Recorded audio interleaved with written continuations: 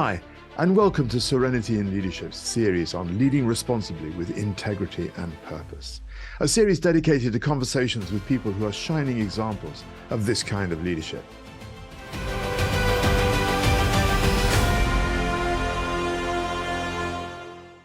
Well, today I'm with Chris Hemmings, and I'm not going to try and introduce him, but perhaps let you, Chris, just to sort of give people a sense of where you come from and what you're passionate about. Can you sort of introduce yourself a little? Sure, thanks. So I'm Chris. I'll start now and work backwards, I think is the easiest way. So I'm currently a psychotherapist. I'm a coach. I work solely with male clients. I run a business called Empath, which goes into workplaces and schools and, well, anywhere, basically. I run a program around healthy masculinity. Men's emotional well-being is kind of the heart of it. Before that, I was a journalist at the BBC on and off for 10 years. I've made documentaries about men. I wrote a book about men and macho culture. Basically, the last 10, 11 years of my life, I've been resolutely focused on men's issues. And that all started 11 years ago when my dad died in my mid-20s, and found myself completely emotionally inept, and started to do research and try to understand how the socialization of men can create that problem for so many of us. Quickly realized that my story was not unique, or not as unique as I thought anyway. Of course, everyone's individual story is unique, but this collective socialization of men. And actually what my focus now is massively on trying to create healthy male spaces. So to convince people that it is important for the whole of society to actively engage in men's emotional well-being, and that in doing so, that benefits the whole of society. Thank you. So, talk to me a little bit about masculinity. You know, people talk about toxic masculinity, but not many people talk about healthy masculinity. What does that look like? What are the traits of it? How does it manifest?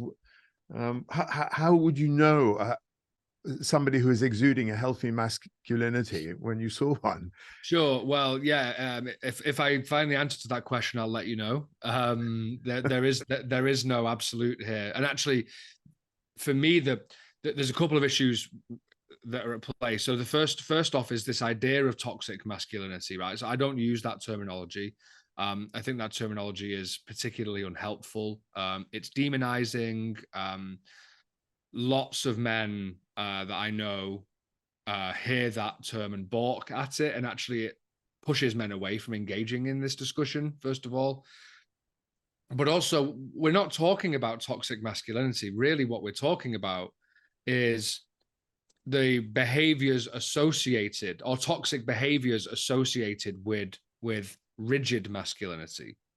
So when I ask 12-year-olds what their stereotypes of masculinity are, they come up with like strong, brave, tough, being a leader, not showing emotion, being aggressive, all those sorts of things, right? And when I put them on a board, I say to them, like, are any of these inherently negative? Well, actually, no, they're not. None of those traits associated with masculinity are inherently negative. But it's when they become absolutes that I think they start to create toxic behaviors. So if you have to be strong and brave and tough all of the time, and then we wonder where the violence statistics come from, we wonder where the mental health statistics come from, right? If you have to be in charge all of the time, and then we wonder where patriarchal issues come from, right? If you are showing no emotion all of the time, and then we wonder where the mental health problems are coming from in men. So this is the thing for me, actually. The issue that I take is with rigid masculinity. So I use healthy masculinity as a term directly to counter the narrative around toxic masculinity. But what I say to people is, I say to audiences, you will notice at no point am I telling you how you should be. It's more about pointing out how it is right now. And it's about freeing ourselves from the rigid constraints. That's what it is for me. So yeah, that as a man, there are infinite ways that you can be in order to qualify as being a real man, right? There is no real man. There are just men. And there are all genders, and every one of us has masculinity, femininity, masculine, feminine, you know, the broad spectrum of it. So yeah, for me, it's about pointing out the rigid structures that many men are stuck in, and to try to free ourselves from those. Thanks. I know that, having spoken to some teachers myself, and yes, some parents, the influence of Andrew Tate has been sort of referred to a great deal. It's interesting. He was released from prison in Romania quite recently, and I've watched a couple of the videos of his. And when people speak, and the same applies to Donald Trump in a way, you sprinkle some elements of truth into what you say, and for a lot of people, it makes the whole thing true. Right. And that's why I think it can be very confusing when you hear these people speak. What sort of things, can I ask, what sort of things you've heard him say? Like, what are the truths, what are the sprinklings of truths, for example? Because I happen to agree with you, but I'm interested in what you've experienced. Well, he talks about God. He talks about really respecting women. He talks about he kind of negates a lot of the things that people have quoted him as being misogynistic, for instance. I think it's interesting. I saw one video where someone was saying that you know, he's turned to God because he's become a Muslim, and he was due to be released, and then the police hung on to him for an extra month, and he was just in a cell. And so actually he was quite subdued when he came out and sounded very reasonable. And I do wonder how much a lot of the things he says are just to get attention and to right, you know, attract people to his website, where he seems to make an absolute fortune. Yeah, I can't remember what it's about £45 a month to subscribe to his thing, and he's got hundreds of thousands of people paying him that. Yeah. So it's you know, it's quite a good financial model. So the more extreme senses that he puts out about the ownership of women and them being subjugated to men, and that there was none of that. It was much softer in a way. Yeah, and I acknowledge that, and that the issue, the way that we responded to him as a society was just like how society responded to Jordan Peterson, and it, you know, it's this like mass terror, right, and fear, but like, he is not Andrew Tate is not the problem. He is a symptom of the problem. The problem being that, how I see it is, and look, I say to audiences, because again, as part of the main issue with the response to him was with this mass terror and fear. You know, in schools were banning kids from talking about him. I mean, forbidden fruit, right? Then the kids are like, oh, okay, this guy must be really great then, because, you know, just stupid, right? Really, really narrow-minded, and not the way to engage in active mind changing. But the problem is that what Andrew Tate did, and I disagree with everything that he says? No, of course not. Like, I don't agree with a lot of what he says, but some of what he recognizes that men and boys are experiencing issues in society. We disagree on many of the paths out, but not on all of them. You know, it's the same with Jordan Peterson. Jordan Peterson was, you know, get up, make your bed, go and do some exercise, you know, sort your shit out. And then there was some misogyny and transphobia sprinkled in, which was where, for me, he lost it. But the thing with Andrew Tate is that what we've done as a society is, in the last 10 years or so, and it's increasingly at the moment, we are scooping out a lot of the old ideals of male norms, right? And saying that these are not acceptable anymore, right? And a lot of that I agree with, right? A lot of it, yeah, I agree with. Not all of it. I think some of it goes too far. There's way too much man hatred, and there's way too much blame put on men rather than patriarchy society, which is not men. Like, we all uphold that. So we've scooped out this old, but we haven't replaced it with anything new. So I was speaking to a friend the other day, and I was talking about how if I'm a 16-year-old lad right now, I live in a society where my behaviors amongst my peers, my male peers, is still policed. So I still have to be brave and tough and strong and not show emotion in the old sense. But then I step outside of that, and my behaviors are being policed in the whole other direction to say, stop being like those things. So we're trying to scoop out this old, but we're not replacing it with anything new. And if anybody studies history and what happens when there's a power vacuum, right? The nefarious characters slip into it. And that's all Andrew Tate has done. Man's a genius marketeer. We can have a debate about whether or not he's really a Muslim, or whether or not that was just a great marketing campaign, because I think it's genius to say you're Muslim these days to make money, because there's a huge market out there as a outspoken Muslim man. So yeah, as a Muslim man who runs a sex business, like, that if that's not haram, I don't know what is. But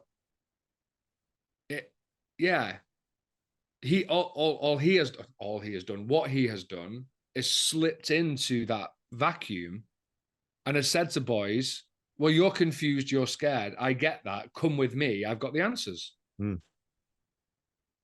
So, and he does have some answers, and some boys have said that they've been actively helped by him.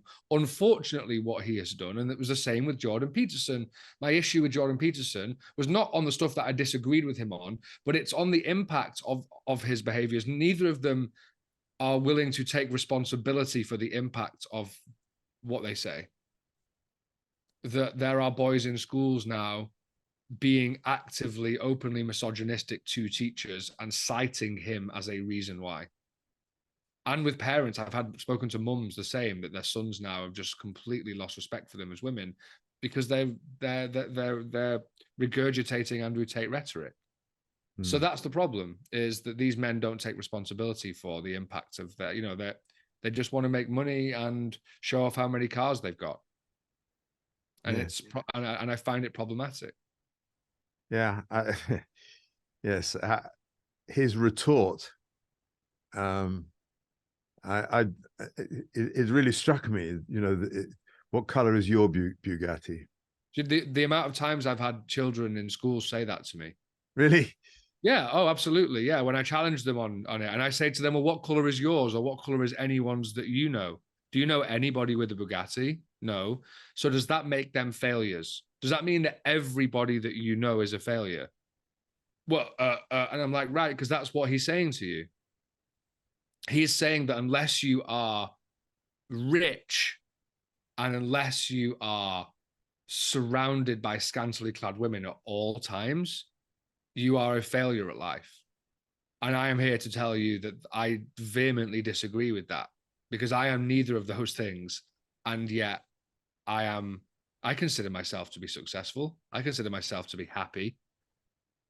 But they don't like that, because and I say to them, like, he's telling you, send me what little money that you have and you will get rich. And I'm like, if that's not a grift, I don't know what is, right? But it's, there's a thing in The Simpsons where Homer gets a telemarketing machine, and it's like, send $1 to Happy Dude and you'll and feel how happy you'll be. And it's like, well, that's what it is. But he's tapping into a need. He's tapping into a need that you and I are both realizing is a need, but he's going at it in a far more marketable way than you or I are doing, Tom, sadly. Mm-hmm. You know, we're not going to get 40 million views on this video, not unless something crazy happens. For all those viewers out there, tell your friends. Yeah. Well, he's slick. He's slick and he markets well and he understands his audience. And so fair play to him. Yeah. So one of the things that I reflect on is the irony that that the patriarchal system, one of the things it's done is to force women either to conform or to resist. And the resistance has created a very empowered but very masculine trait oriented set of women who have been very, very successful. But successful in a way that typically a man has been successful. Right. And what that's done, I think, for a lot of men is to make them think, well, what's my role now? Mm-hmm. You know, I used to have to be the breadwinner, and I understood that. You know, I'm only a simple fellow. I just get up in the morning, I get dressed, kiss the wife goodbye, go out, earn the crust, bring it back, and you know, she looks after the home and the children and that. Now, I don't have that role anymore, and I don't understand. I think society has moved away. It's sort of gone off at a great pace and left an awful lot of men behind. Yes. And that's, I think, some of the root of the incel movement, which is sort of showing up this sort of a real societal trait of today, which is victimhood. And we've even seen that on Friday when Dominic Raab resigned with a letter which essentially said, "Poor me." Yeah, I've been hard done by, and so we're emphasizing this sense of victimhood, which actually I don't think any woman wants. There's a lot of irony in this. So I think a lot of men have lost their sense, and that's why I started with that question. You know, what is healthy masculinity? You know, I think a lot of men have felt that they somehow have got to be more feminine in order to be acceptable today. Yeah, but for me, so one of the things I talk about is this idea of a good man versus a real man. And if you talk about the traits of a good man, what you're talking about are the traits of a good person: honesty, compassion, loyalty, faith, whatever, right? Talk about real man, you go back to these, you know, violent, aggressive, domineering, you know. And actually, as a society, as men, we still feel more pressure to be a real man than a good man, right? Still, not everyone, most, I would suggest. But then, yeah, well, I mean, in my book, which is old now, I don't really talk about it very much, but I wrote about this, like, you know, the women who are successful in business are the women who ape men, basically. Mm-hmm.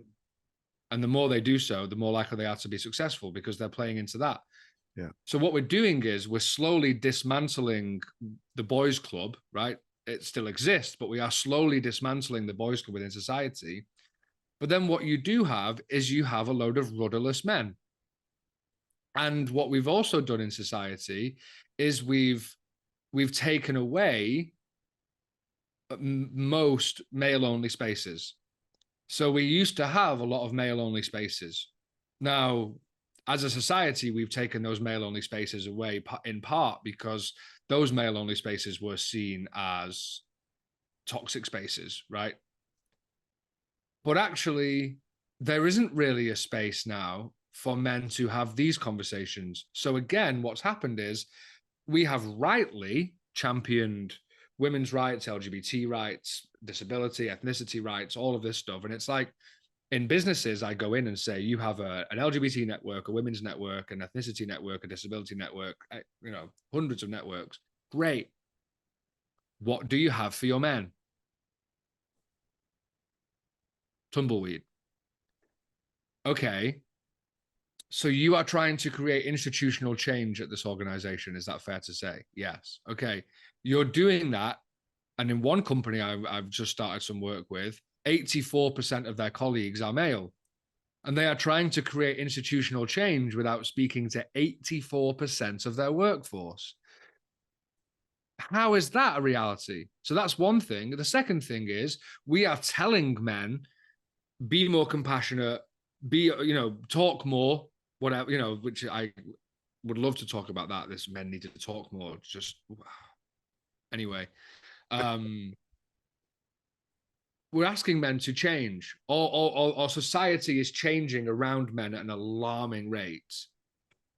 And we are not giving enough men enough space to say, hang on, this is scary, this is confusing. I'm not comfortable because, and I've had anecdotal evidence, lots of from conversations in businesses with men who go, if I try and speak up on this, I get laughed at. I get told that I'm just pathetic, that I'm a dinosaur, so we tell men to speak up about their problems, but then when they do, they are told, well, you're not allowed to have a problem with this. Like, we just have to be, okay, everything around us is changing.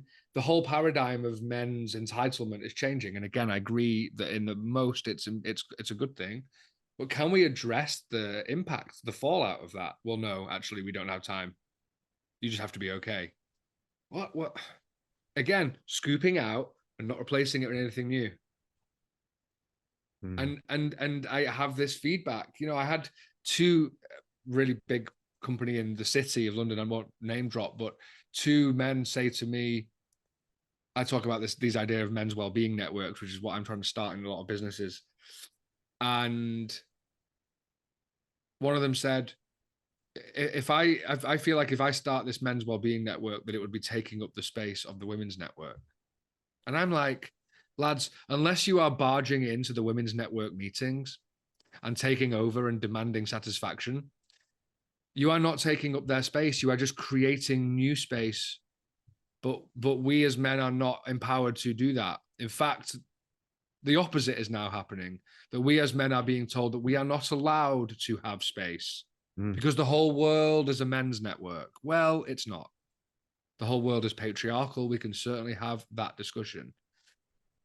And the boys' club still exists, but it is being dismantled. But men need space to talk about these things. And as a society, we are not giving that space. And actually, that is what you and I connected on, this shared idea that we are putting together, right? Which I would love to talk about, this idea of let's create that space, right? Because that's what you're trying to do with your work. Yeah. Yes, exactly. And it felt to me, I've seen, the eventual outcome has got to be men and women together in a safe space, speaking to each other, or actually more listening to each other. But you can't do it in one go. There's so much tension amongst so many women's groups, and it's a tension, and there's a lot of anger, which, I think we both agree is justifiable, but it doesn't help. It doesn't help. And it certainly puts off a lot of men from trying to engage because they just don't want to have to deal with a bunch of angry women. Well, they don't, but also, again, it comes down to if men, young men speak up and then are met with anger and frustration, we don't then have the toolbox to deal with that. Again, anecdotally, I have so many men saying to me, like, I've tried to speak up on these issues, and then when I didn't agree with everything that was being said, I was called all sorts of names and told that I was not being an ally. And so I have to agree with everything I'm not allowed to disagree. I'm not allowed to have my own opinion on these things. And then you get called that you're mansplaining, and it's just all of this terminology that, you know, or gaslighting or whatever, right? I was accused of gaslighting a former colleague in a single email because I happened to disagree with her on something. And it's like, this is where we're at, or this is where we can be going, right? All of this terminology that is just used to shut down any sort of debate and discourse, rather than to say, yeah, this is complex and varied, and maybe we should create a space for these discussions to be held in as safe a place as possible, because I don't think safe spaces actually exist, but we try to create the safest possible space. Exactly. And that, so, well, let's go take a step back. Yeah. One of the things you've touched on is role models. I think it's a quarter of households today are single parent households. And of those, 80% are women led. Yeah. So what you've got is a whole load of young men growing up without very much male role models. Mm-hmm. And so, but naturally, the instinct is to go out and look for a role model if you haven't got it. And that's where the power of gangs has come from, I think, because young men are looking for a sense of belonging, amongst male energy. Yeah. And a lot of that is incredibly unhealthy energy. So it struck me that, you know, what happens in organizations becomes much more relevant now, because leaders in organizations are role models, whether they like it or not. They are. People look up to them. And so the way that they behave has an effect. So it seemed to me that that there is a social responsibility, if you like, in corporations to create spaces where men can reflect on what kind of role models they're being. Yeah. And so what I wanted to do was to help organizations create these spaces which were, as you say, as safe as possible, without any rank. So getting people from across an organization, across from ages and from hierarchical levels, to come together and say, what does it mean to be a man? And how can I bring really good masculine traits into the way that I am as a leader and as a human being and as a role model in the organization? Because it's not about saying to the men at the top, stop being male. It's not saying to the men at the top, you know, stop being proud of being male. But it's saying to them these attributes, because what I talk about is these attributes of, like, I use the 3 classic strength, bravery, toughness, right? So I say to men, like, the bravest act you will ever perform as a man is the first time you put your hand up and say that you need help, right? Strength, you know, the strongest act you'll ever perform as a man is the first time you intervene when behaviors are happening around you that you know are wrong, but you've never felt comfortable doing before. And, you know, toughness, like all of this sort of stuff. And it's because the first part of my program businesses is empathy and leadership. It's about, because as men, we have less empathy than women for various reasons, biological and sociological, right? But it can be taught. You can teach empathetic understanding and behaviors. So it's about empowering those men to start to be the role models, but not the role models who turn up to work with a 50 grand Rolex on and driving the sports car and ride roughshod over everybody else just to climb the greasy pole. It's the 25-year-old queer man who hasn't felt comfortable actually coming out and being who he really is at work. It's the 40-year-old guy who actually has taken time off for stress, who is now speaking openly and writing something or doing a talk at the company about his experience of being a man, being a manager, being a high up manager, and saying, yeah, I had mental health problems and that's okay. And at this business, That's okay. You are allowed to be mentally unwell, and we will take care of you. And here's what happened. And actually, here's, after my experience, how I've worked with a company to make things better. It's about that sort of thing, because that's leadership, right? I don't give a crap about whether you're the CEO or whether you're the guy who works on the front desk, right? Every one of you has a part to play in making that business run smoothly. Mm. And the more empathy that we can encourage amongst colleagues, and particularly amongst men, the easier the easier life will be for everybody at that business. Yeah. And that's what it's about. And it is about creating that space, because I've spoken at a D&I conference at one big organization, and I'm doing some work with them. And one of the things that came up was creating this space for men to have these conversations, right? And then a few of the women in the room started to complain and say, well, this is about inclusion. We're not including women in these discussions, and blah. And the women took over this debate, right? And I saw all the men in the room started shrinking and shrinking and shrinking. And the male CEO, bless him, the male CEO just went, excuse me, you are proving the point that we are talking about men and male spaces, and there are 3 women having a debate about it, and all the men now are cowering and shying away from this. And I was like, there you go, right there, that's leadership. Because that man is speaking on behalf of the men in the room who were scared. And he was pointing out that the men in the room were scared of this debate, and he wasn't scared to say it. I was like, that right there, again, it didn't need to be the CEO, it just happened to be. I was like, that right there, that's empathy and leadership right there. And how can we encourage more of that? Yeah. Yeah. So what we wanted to do was to create that space, get some organizations who have the courage to create that space where men can come together. And you talked about men talking, and I understand not many men want to talk. They want to go off and do things, but actually, it's paradoxical, because a lot of the frustration is because they don't feel like they're heard. And so I want to create these spaces where men can gather and explore, right, whatever the word is.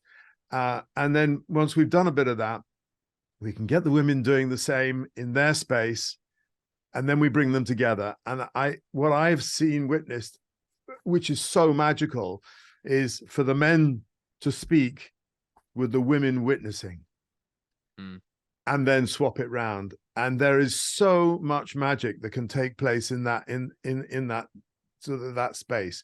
But we've got to do it individually first, and they need to be facilitated. And I think it's a very sensitive process.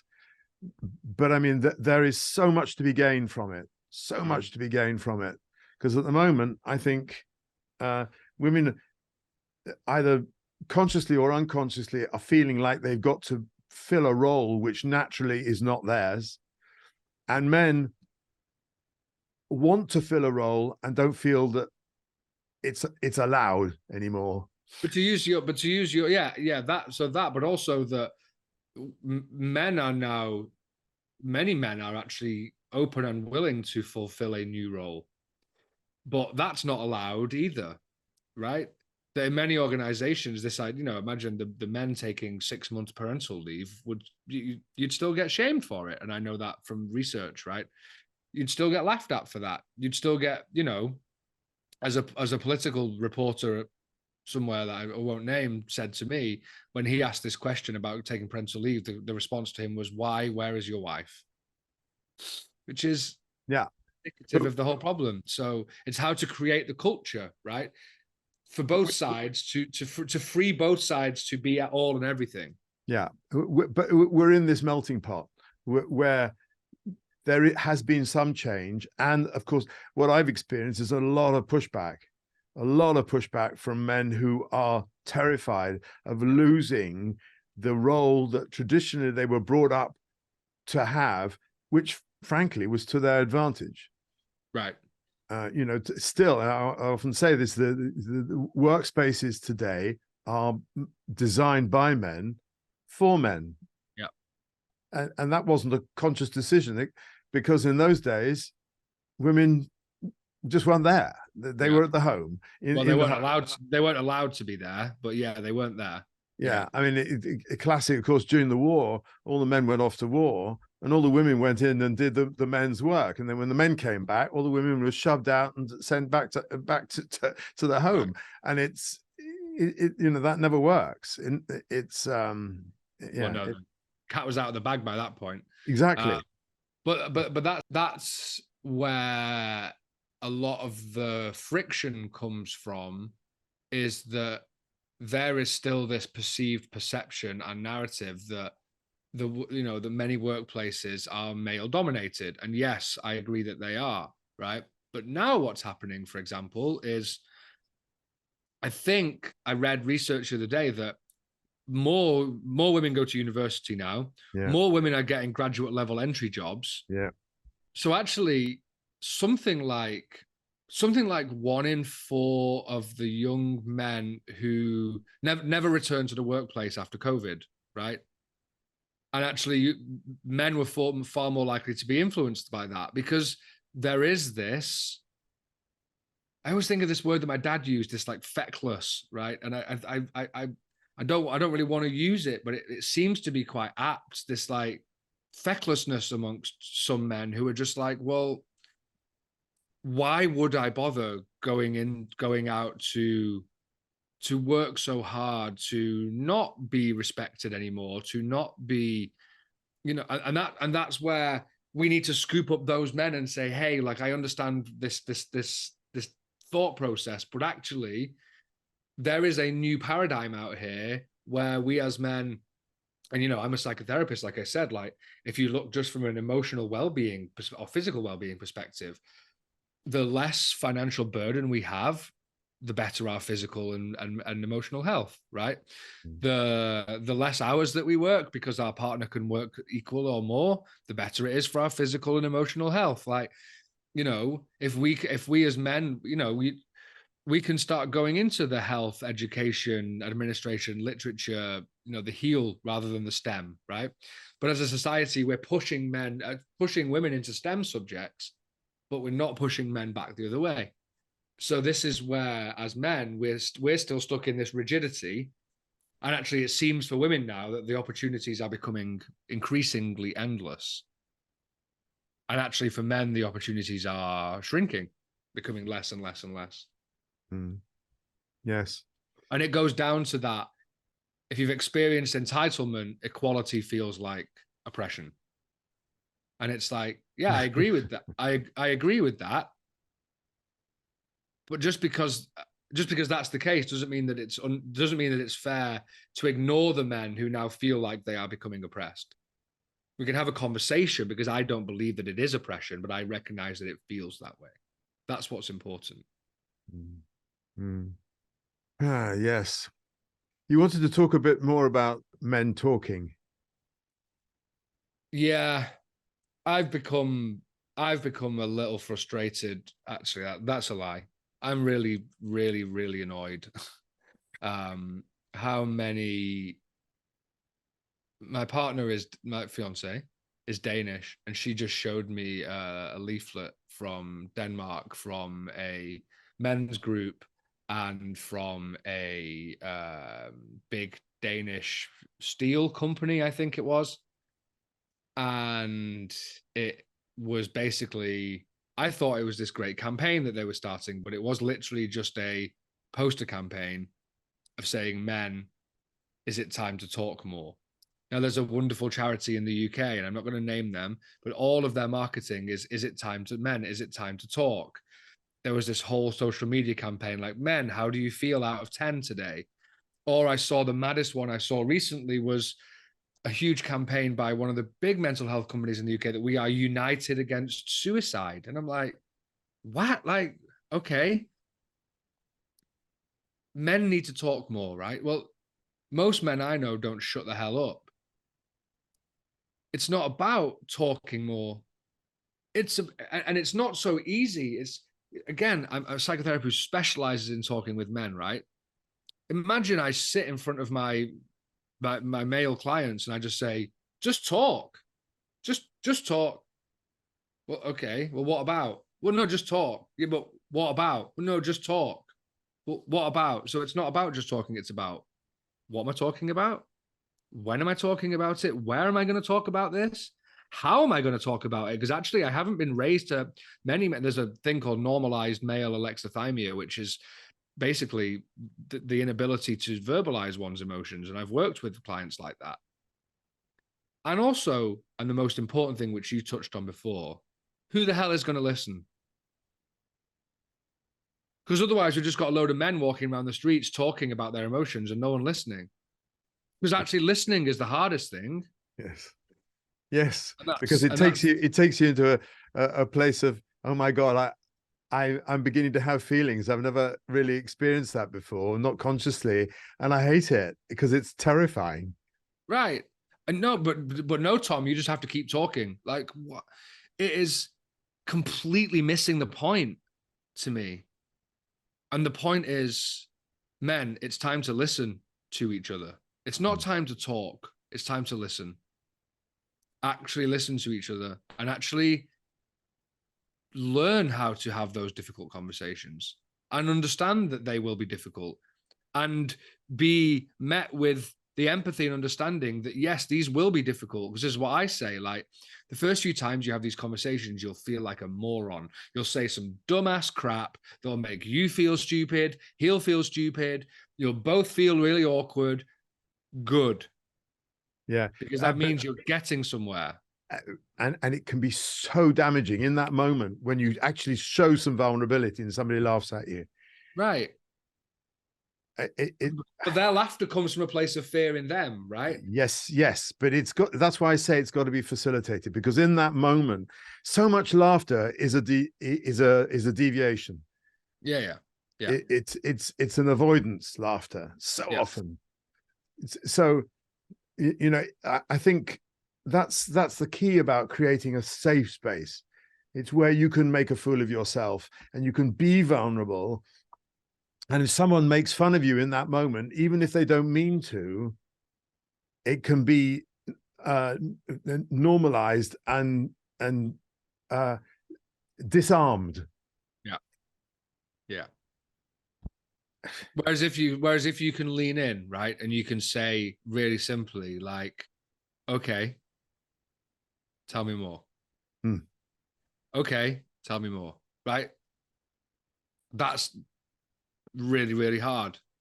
Because you don't want to hear more. You want to run the hell away because that's what you've been doing your whole life. And I have been too. Like, I'm no expert on this. Like I we're all constantly I'm trying to learn to do this for my clients still, because there are still times with my clients when I think like, oh my God, just come on. Like, I think unhealthy things because I've been taught unhealthy things. So I'm not, we're all learning to do this, but that's why we're missing the point. There's so much of the, I go into businesses and they're like, oh, but we do mental health stuff. And I'm like, but you don't do male specific. And I am here to tell you that there is a monumental difference between the way that men and women engage with their mental and emotional well-being. Yeah. So generic mental health work does not. Well, not only that, almost all people who are given the appointment of DEI, the diversity, equity, inclusion, all mental health, they're women. Yeah. In just the same way as almost all primary school teachers are women. Yeah. So we don't see those nurturing, caring, compassionate behaviors as masculine. And that's where the likes of you and I really hope that some businesses take this idea that we have together. That's where you and I can go in and say, because one of the things that we said was like, look at the difference between me and you, right? Were you a Marine? You're a former Marine, right? I couldn't be further away from that. Like, I'm a East London hipster, right?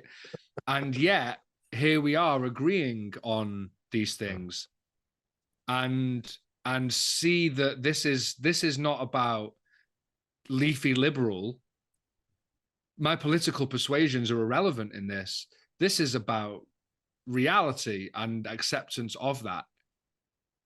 And the acceptance of the reality that men are 3 times more likely to kill themselves, 3 times more likely to develop a drug and alcohol dependency, 9 times more likely to become a murderer, We make up 87% of all violent crime, but we as men are the most likely victims of violence. And it's this continuation of this cycle that we can try and break, because violence is cultural as well as physical, right? And, so many men, it's Bell Hooks said it, the most universal experience of violence that all humans face is when men are told to no longer feel their emotions.